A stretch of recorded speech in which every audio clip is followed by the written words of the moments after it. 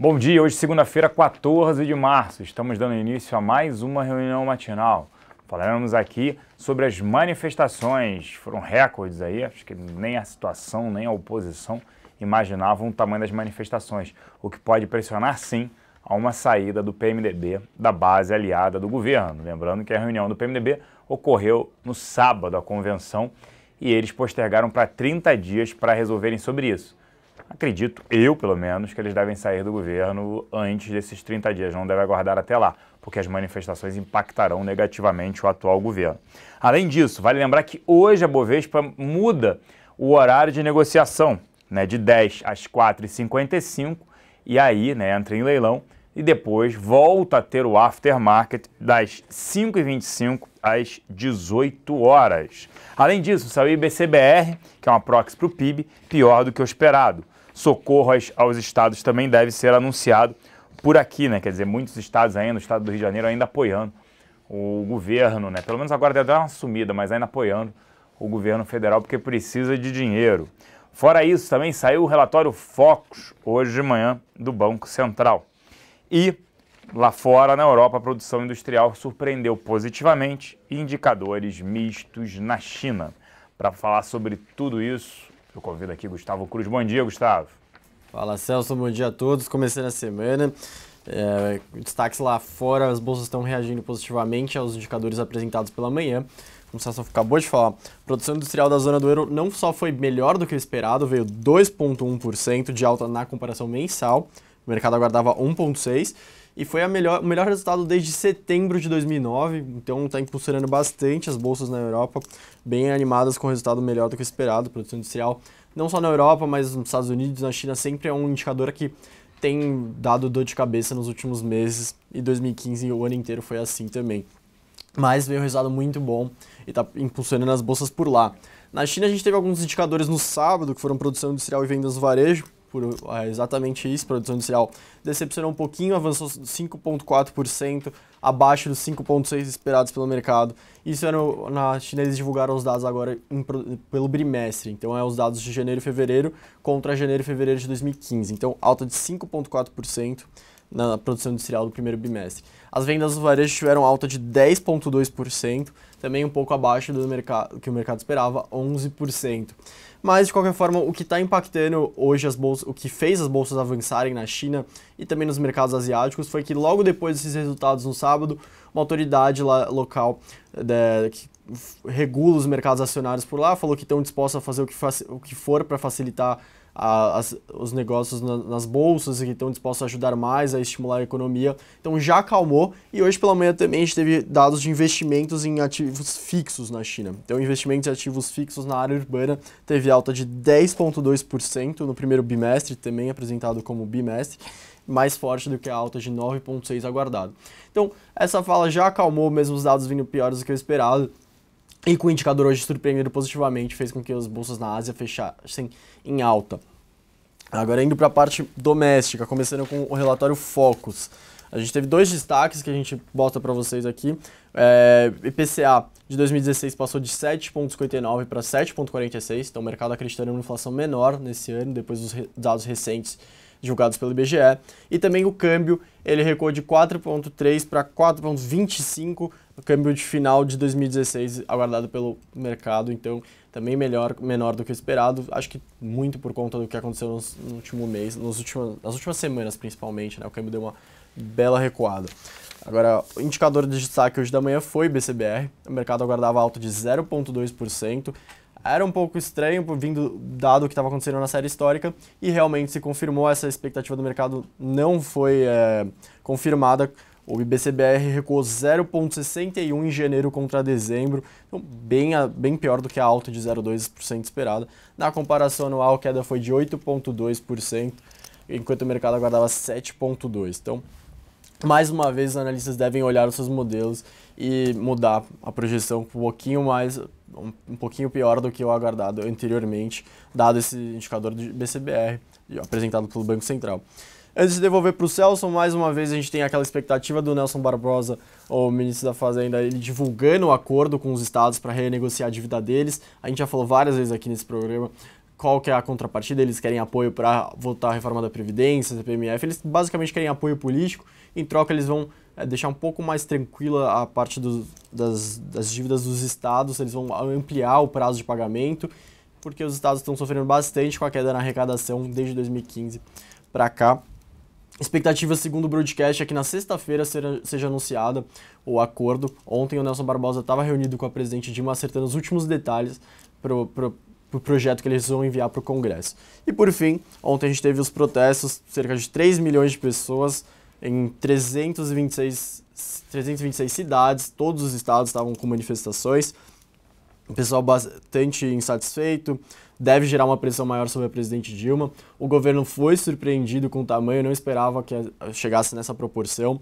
O governo está reagindo, diversos membros do governo estão reagindo de formas diferentes. Alguns acreditam que a melhor resposta seria colocar o presidente Lula logo como ministro, para tentar segurar aqueles partidos da base aliada que estão querendo sair, como principalmente o PMDB, que teve convenção nesse final de semana, e o Michel Temer foi reconduzido como presidente do PMDB e deu o prazo de 30 dias para o PMDB decidir se permanece ou não na base do governista. Segundo ele tem que esperar o processo de impeachment ser aberto. E outra parte do governo acredita que o principal ponto não é trazer o Lula para a parte política, mas sim reclamam do Nelson Barbosa como ministro, mal assumiu, já está sendo bem criticado pelo partido.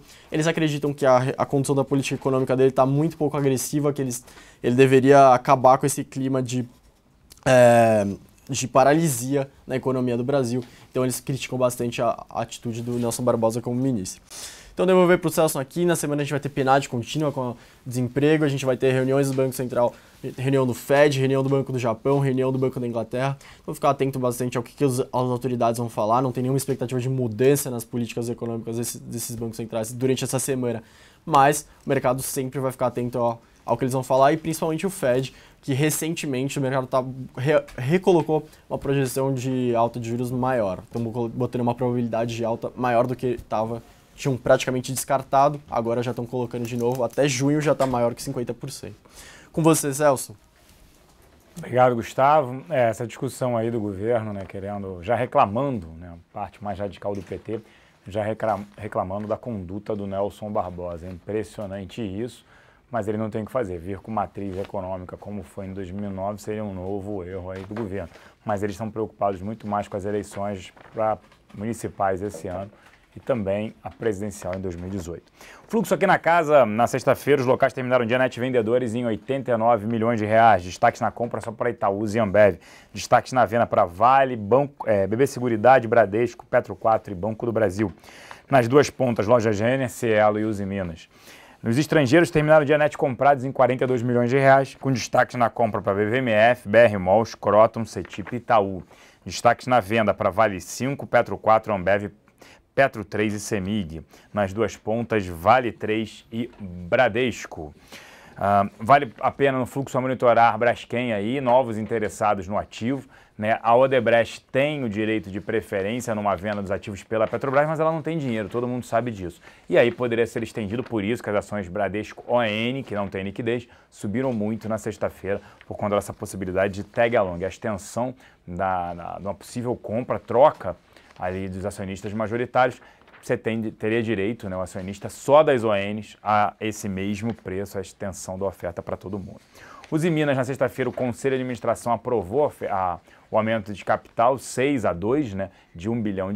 A gente prefere ficar fora do ativo, não é isso ajuda, mas não resolve o problema da companhia. Petrobras também, né, o prêmio ali dos preços de combustíveis ajudam o fluxo de caixa no curto prazo e também uma possível venda da BR Distribuidora, dentre outros ativos, a própria Braskem ajuda, o mesmo caso da Uzi Minas, ajuda a companhia no curto prazo, mas não resolve o seu problema estrutural de uma dívida de 506 bilhões de reais, sendo 73% da dívida em dólar.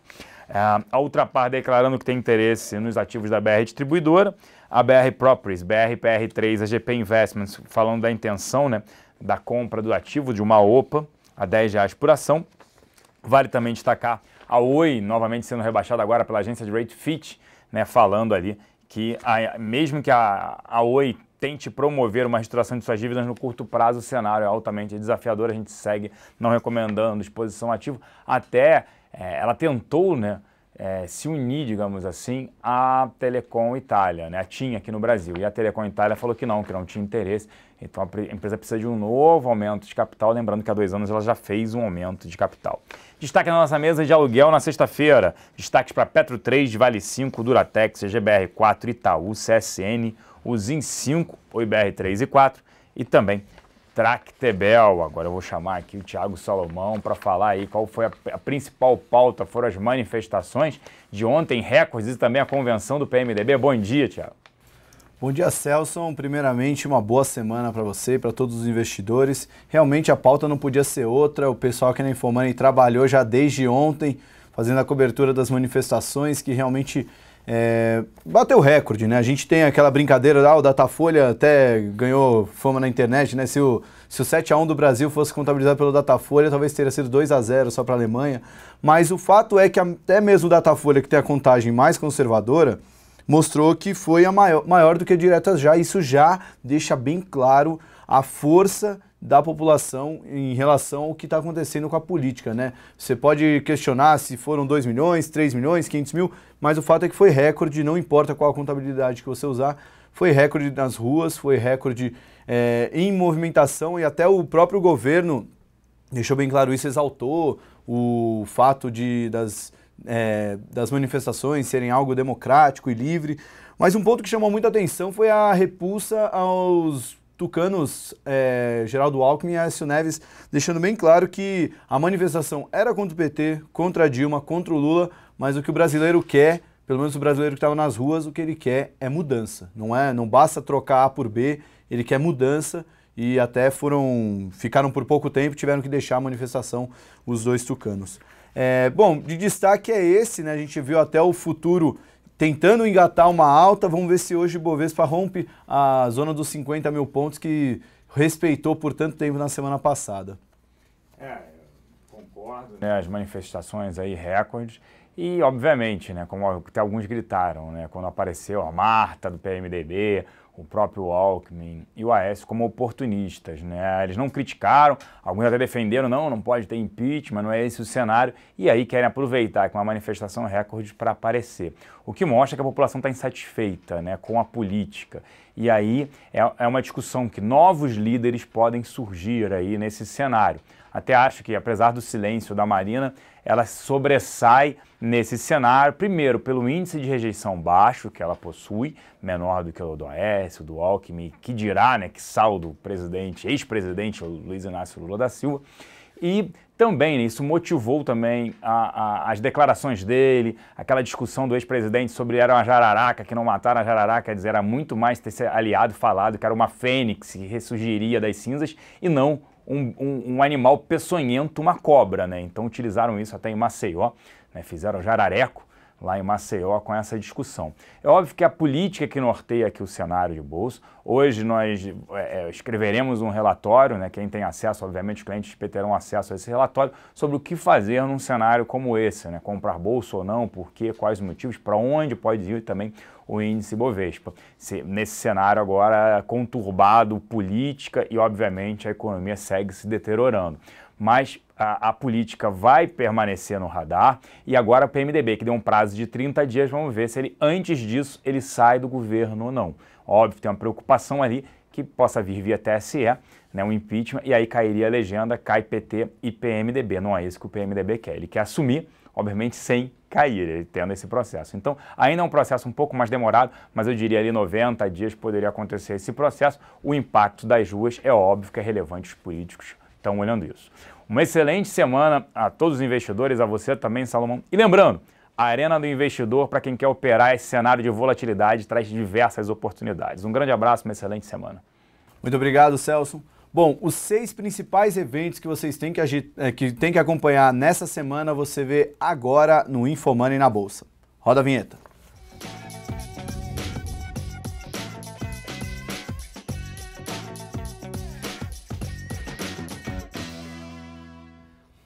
Bom, Infomani na Bolsa está começando agora, são 10 horas e 7 minutos dessa segunda-feira, dia 14 de março de 2016. Nesse momento, Ibovespa já marca alta de 1% e rompemos até que enfim os 50 mil pontos. Vamos ver se a gente consegue se manter acima desse patamar que a gente respeitou por 7 pregões consecutivos na semana passada e no final da outra semana. Enquanto isso, o dólar futuro também sobe 3,637, alta de 0,9%. E o DI futuro também marca uma leve alta, o DI janeiro 17 subindo de 13,73 para 13,82, uma alta até considerável, né? Quase 10 pontos base, DI futuro mais curto, que caiu bastante nas últimas semanas com a precificação de que teremos cortes mais fortes na taxa de juros até o final do ano. Bom, vamos falar dos 6 principais destaques da agenda, mas antes eu já quero deixar o link para vocês do Visão Técnica da sexta-feira, que a análise ainda está bem quente. O Bo Williams veio aqui, analista da Clear Corretora, e explicou porque ele está muito otimista com a Bolsa. De uma maneira bem simples, ele mostrou que o cenário ainda é para esperar antes de comprar, mas se a gente fizer um movimento esperado de uma lateralização até uma correção antes de voltar a subir, a gente tem grandes chances de armar um pivô que pode dar 50% de alta se a gente chegar na correção esperada e subir até o alvo traçado pelo analista Bo Williams, e também indicou a BMF Bovespa como a principal ação da Bolsa nesse momento para o investidor que tem carteira no curto ou para o longo prazo. Bom, vamos primeiro falar das notícias que agitaram esse fim de semana e depois a gente fala dos 6 eventos que vocês têm que acompanhar nessa semana que começa agora. Primeiramente, é das manifestações, que a gente já falou bastante, né? De acordo com informações da Datafolha, o protesto contra o governo foi o maior registrado na cidade de São Paulo, superando inclusive as manifestações das Diretas Já, que em 1984, ao registrar o Diretas Já reuniu 400 mil pessoas e a manifestação de ontem, segundo o Datafolha, reuniu mais de 500 mil pessoas. Há outros dados, né? Falaram que tivemos mais de 1.600.000 na Paulista, a Polícia Militar contou um pouquinho mais de 1 milhão. No Brasil inteiro foram mais de 3 milhões.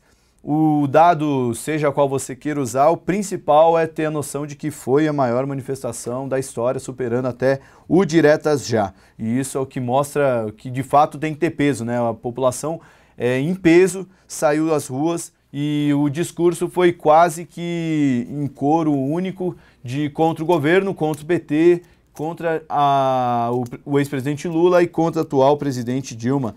Mas também não escaparam os membros da oposição, como por exemplo Geraldo Alckmin e Aécio Neves, que ficaram por pouco tempo nas manifestações em São Paulo no domingo, porque começaram a ser vaiados pelos manifestantes. Até o senador Aécio Neves falou: nós estamos aqui como cidadãos, respeitando a pluralidade nessa sociedade tão múltipla como a nossa e na busca daquilo que nos une, o fim desse governo. E até o Alckmin, quando estava saindo da manifestação, até falou: é a força da manifestação, né? Não sei se ele falou em tom meio irônico ou estava falando sério mesmo, mas de fato deixa bem clara a pressão do povo, não só de uma saída de um partido, mas eles querem uma troca total na política, né? Não adianta entrar um novo político com ideias velhas. E acho também a grande crítica em relação aos tucanos foi que a demora em armar uma oposição firme e forte, né? E simplesmente deixar o governo se autodestruir ao invés de acelerar uma possível mudança de governo. Enfim, por muito tempo a oposição ficou neutra, né? A oposição do governo foi o próprio governo, na verdade. Bom, e sobre toda a manifestação, 2 notícias que vieram para impactar, né? A primeira foi uma informação do jornal Valor Econômico, que após os protestos contra o governo, a presidente Dilma tentará criar um fato político de peso nessa semana, de forma a esboçar uma reação. Segundo o jornal, a resposta à nomeação do ex-presidente Luiz Inácio Lula da Silva para o ministério sai nos próximos dias, mas isso ainda é muito mais um desejo do que uma realidade. Além disso, auxiliares da presidente defendem o diálogo com a oposição, inclusive com o ex-presidente Fernando Henrique Cardoso. Dilma aposta ainda no presidente do Senado, Renan Calheiros, que tenta segurar o seu partido na base aliada e defende a implantação de um semipresidencialismo como alternativa ao impeachment. A outra notícia que saiu foi um relatório da Eurásia, né, uma das principais consultorias políticas do mundo, Eles falaram que os protestos maciços reforçam a saída da presidente mais rapidamente do que o esperado e eleva a trajetória de curto prazo de negativa para neutra, e a Eurásia mantém a probabilidade da Dilma não terminar o mandato em 65%, uma alta probabilidade pela consultoria. Para finalizar o evento político, o PMDB criou o conselho para decidir se desembarca do governo, né? Teve a reunião e reeleição do Michel Temer como presidente do PMDB no fim de semana. O PMDB criou um conselho para decidir em 30 dias se desembarca ou não do governo. Eles acreditam que em abril vai ficar definitivo se a Dilma vai ter condições políticas para continuar no governo ou não. O PMDB também barrou a entrada de qualquer membro da sigla como ministro nesse momento, já deixando bem claro que agora eles querem mais do que nunca a neutralidade, que sempre foi um ponto forte do PMDB, mas agora eles vão ficar realmente em cima do muro e esperar esses 30 dias para ver se ficam com o governo ou não. Bom, agora vamos falar dos 6 eventos que vão agitar a semana. Tomem nota que o primeiro evento é da Câmara dos Deputados. O presidente da Câmara, Eduardo Cunha, prometeu dar sequência ao processo de impeachment no dia 17, que cai na quinta-feira, dia 17, após o STF. No cenário político, também pode ser afetado pela homologação da delação do Delcídio do Amaral, que era esperada para essa semana e ainda aguarda desfecho. Esse é o segundo grande evento que pode ser a delação do Delcídio do Amaral. O terceiro evento é aguardado a análise do pedido de prisão preventiva do Lula, que será feito pela juíza Maria Priscila Oliveira de São Paulo. Só lembrando, os jornais na sexta-feira trouxeram informações desencontradas sobre um possível convite da Dilma para o Lula assumir o ministério, com alguns textos informando que o ex-presidente descartou o convite e outros dizendo que ele ainda considera decidir até essa segunda-feira. Agora os eventos partem para os Estados Unidos. Nessa semana a gente vai ter a reunião do FONC na quarta-feira, onde é esperado a manutenção dos juros na taxa na economia americana. O comunicado do Fed, no entanto, que vai ser avaliado, já que os dados recentes mais positivos sobre a economia americana já mudaram mais uma vez a precificação de quando virá alta de juros. Só lembrando que o ano começou com uma expectativa de 3 altas de juros, por uma parte desse ano já mudou para alta de juros só ano que vem, e agora voltou, o mercado precifica uma alta ainda no segundo semestre, já que os dados positivos trazem uma segurança para o Federal Reserve subir os juros. Partindo agora para a Ásia, nessa semana a gente vai ter decisão sobre o juro do Banco do Japão e a fala do presidente do BOJ, o Koruda. Ele vai falar sobre a decisão, lembrando que na última decisão o Japão optou por manter juro negativo na economia japonesa, surpreendendo os mercados e trazendo um ânimo aos investidores. Ainda na agenda de indicadores, a gente vai ter dados de venda de varejo nos Estados Unidos, Empire Manufacturing e o CPI, que é o dado de inflação. Tudo isso vai vir antes da reunião do FONC. A gente já teve dados na China essa semana, dados de produção e vendas de varejo foram piores que o esperado, mas os investimentos em ativos fixos subiram 10%. E também tivemos dados na Europa. A produção da zona do euro cresceu com força e mais do que esperado em janeiro, devido principalmente ao aumento da produção de bens de capital, como equipamentos e maquinário.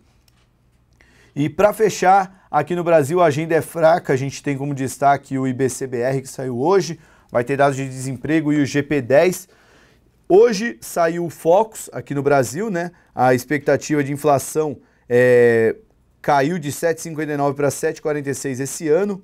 Para o ano que vem se manteve estável em 6%. Já o PIB encolheu de 3,50, a queda foi de 3,50 para 3,54 e a projeção de dólar caiu de 4,30 para 4,25 nesse ano. Esse aí conta como sexto evento, né, a agenda de indicadores, tanto nos Estados Unidos como aqui no Brasil. E eu coloco aí, junto com o sexto evento, o novo horário da Bolsa. Novo horário entre aspas, né, porque na verdade voltou ao horário antigo. A Bolsa agora abre às 10 horas da manhã e fecha às 17 horas, não mais às 18 horas. Então fiquem atentos. Hoje Bolsa, 17 horas está fechando, 17h30 começa o aftermarket e 18 horas fecha o aftermarket. Mercado futuro continua das 9 às 18 horas. E até vi um comentário aqui no chat de vocês que falaram que não foi só o horário que a Bolsa mudou, né? Mudou também o site. Realmente foi uma surpresa pra gente aqui também. O site mudou muito. A gente vai até ver como encontrar navegações antigas. Se der até, a gente pode até montar um tutorial em algum programa nosso. hoje à tarde tem o comprar ou vender, a gente pode mostrar algumas informações, tinham alguns dados chaves que a gente pesquisava no site da Bolsa e agora ficou um pouquinho difícil de encontrar, mas a gente já está falando com a Bolsa para ajudar na navegação e até mostrar para vocês investidores, já que é o principal site que vocês têm que ter de algum órgão brasileiro, tanto a Bolsa como a CVM. Bom, de destaques da pauta são esses. A Bolsa, nesse momento, voltou a operar abaixo de 50 mil pontos, não teve força para se manter. A alta de 0,14, cotada a 49.707. Vamos dar uma olhada nas ações que estão mexendo com o Ibovespa nesse começo de pregão. Bom, já estou vendo que a maior alta da Bolsa é a Usiminas, e é um papel que eu quero falar porque o Itaú deu uma opinião bem enfática para os investidores de ficar fora desse papel. A ação da Usiminas sobe 8,9% nesse momento, cotada a 2,20. Para quem lembra, final de fevereiro, a ação estava abaixo de R$1. Então, só nesse mês já tem alta de mais de 140%. No ano já acumula alta de 42%. O que aconteceu com a Usiminas? Foi aprovado a tão esperado aumento de capital no valor de R$1 bilhão mediante a oferta de ações de R$5 cada ação. 200 milhões de ações a R$5 dá 1 bilhão. A nova reunião do Conselho será realizada 18 de março para deliberar sobre a convocação da GE e o pedido apresentado pela Tecnint, um dos sócios do capital da Usiminas. Mas o importante mesmo é acompanhar a opinião dos analistas. O Itaú BBA, num relatório, falou que o aumento de capital não resolve o principal problema da Usiminas, porque o fato da sua dívida ser incompatível com a sua perspectiva de geração de caixa faz com que esse aumento de capital apenas tape o sol com a peneira. O aumento é de R$1 bilhão e vai reduzir a dívida líquida da Usiminas para 4,9 bilhões de reais, aponta o Itaú BBA, o que não é compatível com uma companhia que gerou 500 milhões de reais de EBITDA em 2015 e deve gerar 600 bilhões de EBITDA em 2016. Ou seja, com essa geração de caixa atual, a Usiminas precisaria de pelo menos uns 7 a 8 anos para pagar a sua dívida líquida apenas com o EBITDA. Por isso que a aspa do analista do Itaú é bem enfática. Aconselhamos aos investidores que fiquem longe das ações, dado que qualquer solução para os problemas de curto prazo da empresa será de diluição aos acionistas minoritários da Usiminas, sem mencionar o momento operacional claramente desafiador que as siderúrgicas enfrentam no Brasil. Mesmo assim, os papéis da Usiminas sobem com muita força hoje, maior alta do Ibovespa. Vamos ver se essa alta se mantém. Bom, já estou vendo ali na terceira posição entre as maiores altas, a BMF Bovespa, foi o call do Bo no Visão Técnica e já na semana passada o relatório do BTG mostrando que é a principal beneficiada de um rally do impeachment, né? Isso porque é uma empresa muito bem gerida, que tem dívida negativa, né? Tem mais caixa que dívida e com uma euforia dos investidores vai trazer um maior volume para o mercado brasileiro e cada 1 bilhão de giro médio diário a mais que a Bovespa tiver, é R$1 a mais no preço-alvo da Usiminas, que daria uma alta de 18% a cada 1 bilhão acima disso. E como a gente está vendo o volume cada vez maior na Bolsa, com a euforia dos investidores, a BMF Bovespa tende a ganhar bastante, não só as estatais, como a gente tem visto desde o rally das eleições em 2014. Bom, continuando os destaques, a gente está vendo uma Bolsa bem moderada, poucas ações subindo mais de 2%, além da Usiminas, temos Rumo, BMF Bovespa. Vou atualizar aqui a cotação com o horário das 10h20. Usiminas, BMF Bovespa, CSN e Rumo, as únicas ações subindo mais de 2%. Itaú, Gerdau, Santander sobem mais de 1,3%. Na ponta de baixo, que ajuda a manter o Ibovespa perto da estabilidade, Hering caindo mais de 2%, assim como Smiles, Qualicorp, Semig cai 1,8%, Petrobras 1,7%, Ultrapar também cai. Muitos papéis caindo mais de 1%. Vamos dar uma olhada nos bancos que tem grande peso no índice. Itaú está subindo 1%, o Bradesco também subindo na faixa de 1%, a Ambev, por sua vez, cai 0,7%, Cielo cai 0,37%.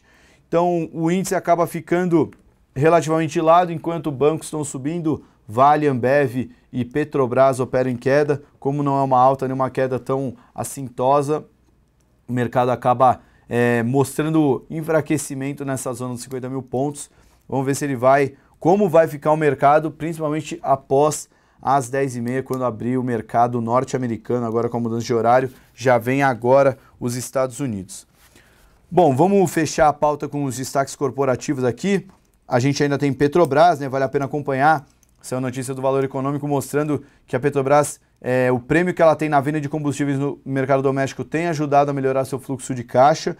Graças à variação do dólar e os sucessivos reajustes no preço interno, a gasolina vendida nas refinarias brasileiras custava, até 7 de março, 36,5% a mais do que no Golfo do México. Ainda de acordo com a reportagem, um estudo do JP Morgan mostra que a cada apreciação de 10% do real, aumenta em 3 bilhões de dólares a geração de caixa da Petrobras. Ainda sobre a empresa, o Ultra, dono da rede de Poços Ipiranga, Ultragaz e outras companhias, está interessado em uma fatia da BR Distribuidora, líder em distribuição de combustíveis do Brasil. Segundo o reportagem do jornal Estado de São Paulo, a Liquigás também interessa a concorrentes como a Ultra e a Copagaz. Inicialmente, o interesse da estatal seria abrir o capital da BR Distribuidora, mas o cenário adverso para o ingresso no mercado de ações tem forçado novas alternativas. Ainda sobre notícia, vamos comentar de Braskem. De acordo com informações do Valor Econômico, a chinesa Kinok também estaria interessada na compra de participação da Petrobras na Braskem, que também poderá contar com duas americanas na disputa, a Dow e a ExxonMobil. A lista de interessados na fatia também conta com Brooksfield e Saudi Arabian Oil Company. Apesar do cenário que aponta para uma grande disputa de tubarões no mercado pela participação na Braskem, espera-se demora para o negócio por conta dos direitos garantidos à controladora Odebrecht em um acordo de acionistas. Continuando na pauta, vale a pena acompanhar BRPR Properties. A GP Investment confirmou a intenção de realizar uma OPA por R$10 por ação. A ação nesse momento cai 0,35, cotada a 8,62. CCR, segundo informações do Valor, a ANTT, Agência Nacional de Transportes Terrestres, inicia hoje a audiência pública que vai discutir os parâmetros do aditivo contratual da Nova Dutra, concessionária controlada pela CCR, que administra a rodovia Presidente Dutra, principal ligação entre as cidades de São Paulo e Rio de Janeiro. Durante a audiência pública serão apresentados 5 cenários diferentes, com investimentos que vão de 1,7 bi a 3,4 bilhões, a depender do volume de obras incluído no aditivo. CCR aparecia como uma das altas no Ibovespa no começo do dia, agora sobe apenas 0,21%. Recomendações também aparecem aqui. A Lynx foi rebaixada de Outperform para Market Perform pelo Itaú BBA. Lynx não faz parte do Ibovespa, a ação nesse momento opera estável. E outra recomendação foi a Copasa, que teve um belo rally nas últimas semanas, foi elevada de Underperform para manutenção pelo Santander. O banco lembra que a Arsai de Minas Gerais, a agência reguladora de serviços de abastecimento de água e de esgotamento sanitário, iniciou uma consulta pública para recolher contribuições sobre a primeira etapa da revisão tarifária periódica da companhia. Os resultados dos cálculos estimam um aumento médio de 10,18% nas tarifas de água e esgoto. O preço-alvo do Santander para a ação da Copasa foi 17,72 para 18,58. Atualmente a ação é cotada a 16,65. Por isso a recomendação neutra, por causa do baixo potencial no upside.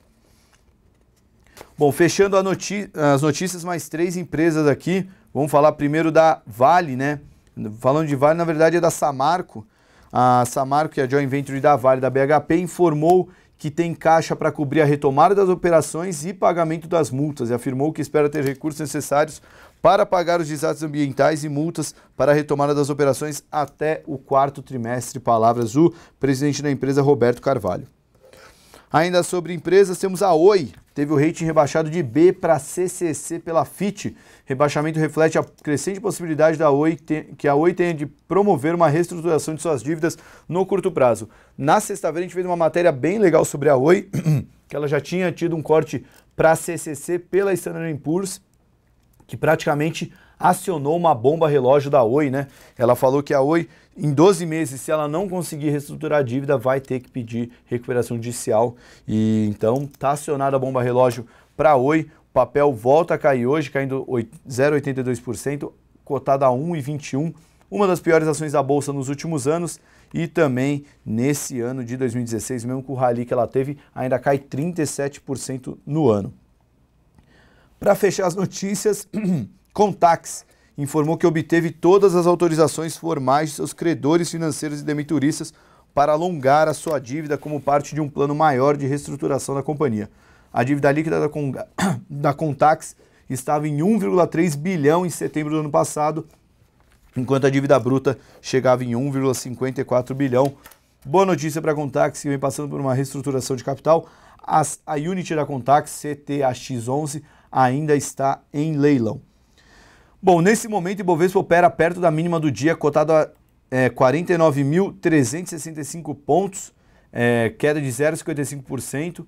O Ibovespa chegou a subir 1% e agora cai 0,55%. Nem a força das manifestações conseguiram empurrar a bolsa para cima nesse começo de semana. Bom, dos destaques da pauta são esses. Os 6 eventos da semana a gente já falou aqui, então fiquem de olho, principalmente nessa mudança de horário da bolsa. O noticiário político deve ser o principal driver da bolsa ao longo da semana. Hoje, 2h30 da tarde, tem o Comprar ou Vender. Hoje a gente tem um convidado especial que vai falar do setor elétrico. Então o programa está imperdível, vale muito a pena acompanhar. E eu já mandei o link do Visão Técnica da sexta-feira, vou mandar de novo porque a análise ficou bem bacana. Inclusive no Visão Técnica tem outros links falando sobre as mudanças da carteira do InfoMoney, sobre o webinário que o Wagner Caetano vai fazer, explicando sobre o trader da Gerdau que ele fez, e também o vídeo do André Moraes falando das dicas do que ele queria ter ouvido antes de entrar no mercado financeiro. Tá imperdível, a semana vai ser quente de novo no mercado, então estejam preparados e assistam Comprar ou Vender hoje, que vai valer a pena. Tenham todos um bom pregão. Para quem não veio no Comprar ou Vender, até amanhã com mais InfoMoney na Bolsa. Até lá!